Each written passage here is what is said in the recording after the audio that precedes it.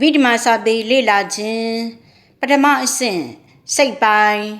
စာမျက်နှာ15ပူဇော်ခြင်းအကုတလဝိပဿနာ9ပါးဖြစ်ပုံတေဥပိ္ပခတဟကို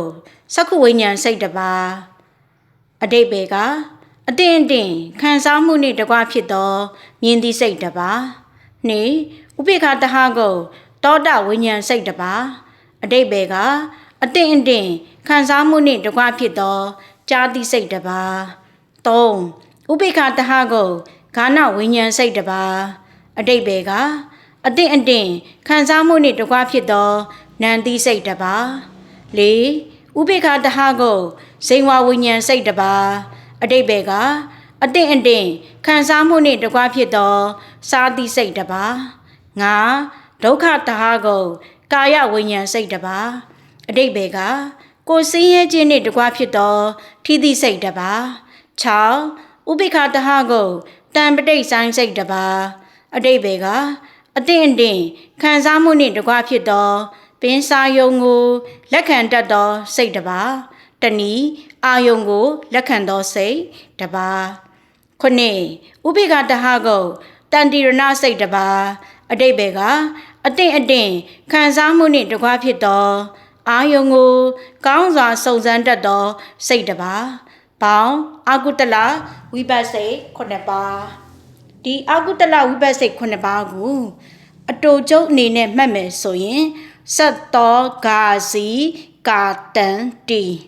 စက်ကစက္ခုဝိညာဉ်တောကသောတဝိညာဉ်ဂါကဂါနဝိညာဉ်စီကစေဝဝိညာဉ်ကာကကာယဝိညာဉ်တန်ကတံပဋိဆိုင်တီကတန်တိရဏဖြစ်ပါတယ်အဟေကုတလဝိပဿနာ10ပါးဖြစ်ပုံတေဥပိ္ပခတဟကိုစက္ခုဝိညာဉ်စိတ်တစ်ပါးအတိတ်ဘေကအတင်းအတင်းခံစားမှုနှင့်တကွဖြစ်သောမြင်သည့်စိတ်တစ်ပါး2ဥပိ္ပခတဟကိုသောတဝိညာဉ်စိတ်တစ်ပါးအတိတ်ဘေကအတင်းအတင်းခံစားမှုနှင့်တကွဖြစ်သောကြားသည့်စိတ်တစ်ပါး3ဥပိ္ပခတဟကိုဂါနဝိညာဉ်စိတ်တစ်ပါးအတိတ်ဘေကအတင်းအတင်းခံစားမှုနှင့်တကွဖြစ်သောနံသည့်စိတ်တစ်ပါး4ဥပိ္ပခတဟကိုဇိဝဝိညာဉ်စိတ်တစ်ပါးအတိတ်ဘေကအတင်းအတင်းခံစားမှုနှင့်တကွဖြစ်သောစားသည့်စိတ်တစ်ပါး5ဒုက္ခတဟကိုကာယဝိညာဉ်စိတ်တစ်ပါးကိုချမ်းသာခြင်းနှင့်တကွဖြစ်သောထိသည့်စိတ်တစ်ပါး6ဥပိ္ပခတဟကိုတံပဋိဆိုင်စိတ်တစ်ပါးအတိတ်ဘေကအတင်းအတင်းခံစားမှုနှင့်တကွဖြစ်သောပင်စာယုံကိုလက်ခံတတ်သောစိတ်တစ်ပါးပင်စာယုံဆိုတာ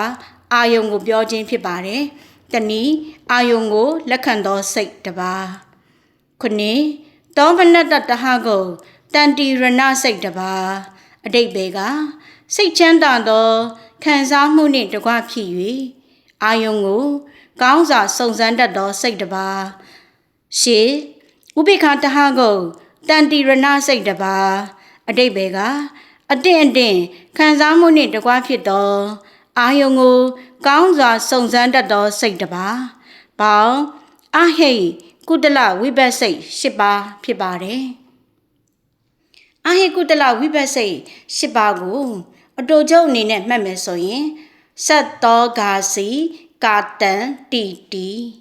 ဒီနေရာမှာထူးခြားတာကကာယဝိညာဉ်စိတ်မှာသူကဒုက္ခတဟကုတ်ဖြစ်သွားပါတယ်ဒီမှာတန်တိရဏစိတ်က2ပါးဖြစ်သွားပါတယ်